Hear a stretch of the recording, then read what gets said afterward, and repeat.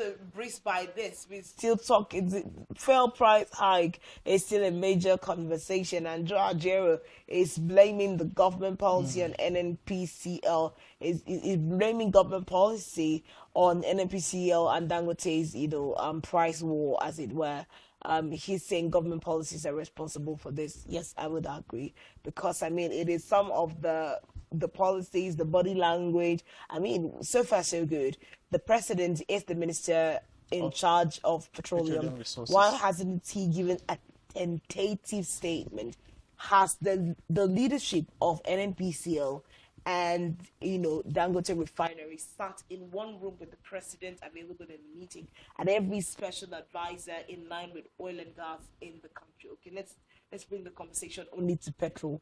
Have they sat in one room and succinctly looked into the details of this current confusion and decided to bring up a strategy on how to solve it? So yes, it is a government issue right here, because the oil sector in Nigeria is run by the federal government, as it were. So what are they doing to actually make sure that this is settled? We are yet to actually get any concrete statement out of the presidency, not the NNPCL now, concerning the oil, the petrol rift going on in the country. We haven't gotten any tentative thing.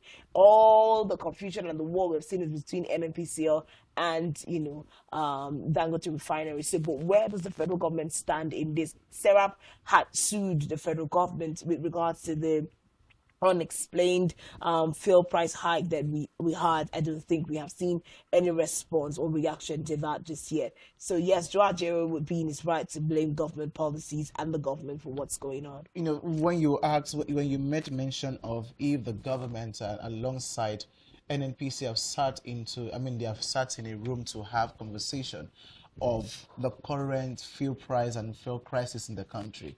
The truth is, whether we like it or not, before we are seeing this display, this charade of, NNPC coming to say this, Dangote refinery coming to say this, it shows that there's been meetings upon several meetings. But the question we should be asking is, the outcome of this meeting, was it geared towards benefiting Nigerians or enriching one or two or three or five or 10 more people the more, enriching their pockets the more? Were they concerned about the well-being of Nigeria, the welfare of Nigeria? Are they really concerned about the well-being of Nigerians, or they are rather concerned about their pocket?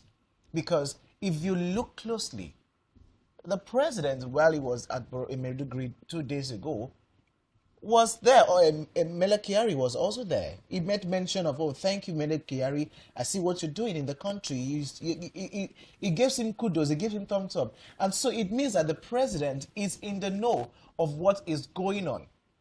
But because the president is rather to saddle with the responsibility of traveling and attending conferences here, and one would think that from this conference the president is going for, he would bring back the take-home points, he would bring back take-home points or probably some of the lessons and implement in the country. But the president goes to this country, probably, we do not know, probably is just there, just let him answer attendance. Did Nigerian attend? Yes, Nigerian attended. And so we are not seeing human, people-friendly policies. People-friendly policies. He was telling people in China, he was telling Nigerians in China when he was in Beijing, China, that Nigerians are seeing the fact that there's good and basic livelihood in China. And that was because the people were able to put value of life first. And come back to Nigeria, come back to the country you are meant to govern. You are seated as the president. Have you actually placed value, have you placed worth on the lives of Nigerians? And presidency is really not, and just like what you have said, you have not heard the president say, this is what is going on.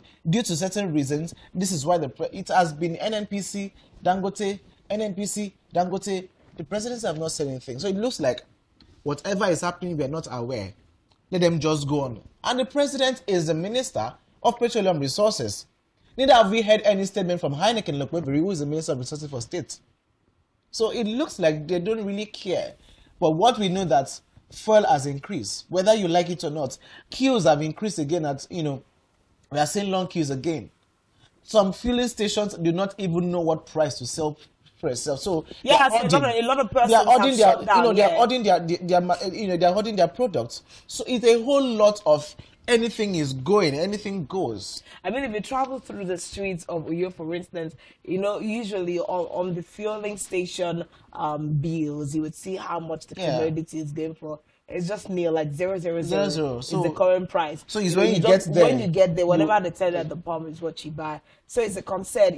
Ajaero is also talking about the fact that a deregulated economy should actually give room for choice and competition.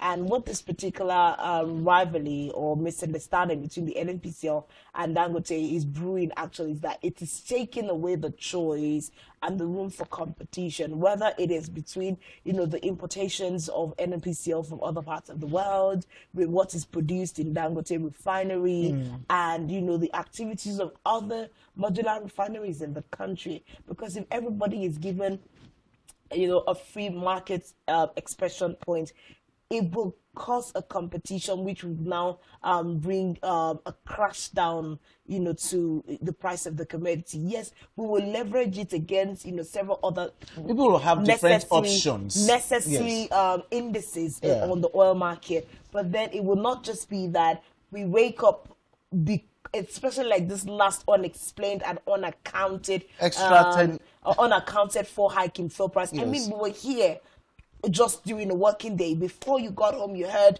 someone had given the order, but who? Till now, nobody. No one has accepted. NNPCL had the guts to come out and say they did not give such orders. But since they didn't give it, have you seen them reduce their pump price from 850 back to 5 what that they were selling? So I mean, you just have a group of hooligans in the leadership of the country sitting down and making choices and decisions at the expense of the people. Nobody's really thinking, how does this affect person?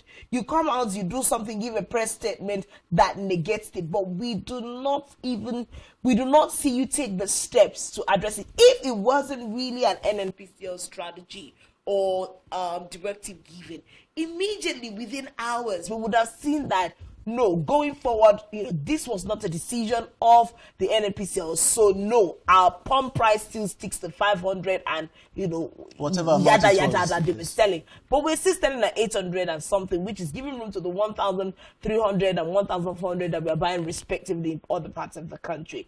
But so why exactly is the federal government, through its ministries and agencies, not giving a free market expression in a deregulated economy for us to actually see that there is competition where the oil sector is concerned in Nigeria? It's still monopoly, either way you look at it. Now, I think at the end of the day, we must also state the obvious elephant in the room. I think, Dangote Refinery and NNPCL, they are fighting the battle for supremacy. They're fighting the battle of monopoly. So one was should it be Dangote? So one was seeing himself as, I'm the beautiful bride. Just look at me. No one can take my place. And then Dangote Refinery comes in and like, oh, you want to take my place? You cannot take my place. You see what?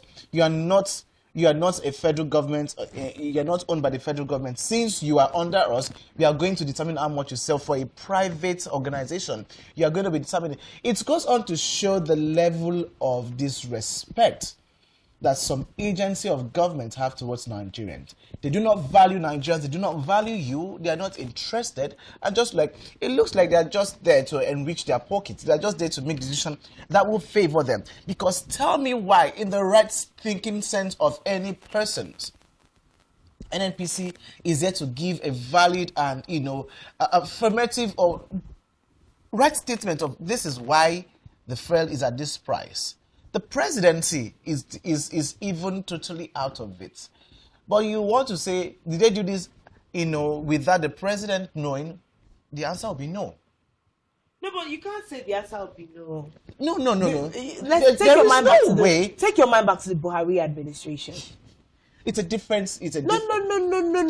But the president... It was when this administration came in, we're now having conversations of there were certain decisions that were made that... Without the president did not know, but his signature was appended on all the we saw such issues. So is that, if you are saying that, are we seeing a replay of that in this administration? Where decisions are made in the name of the president, but the president is unaware.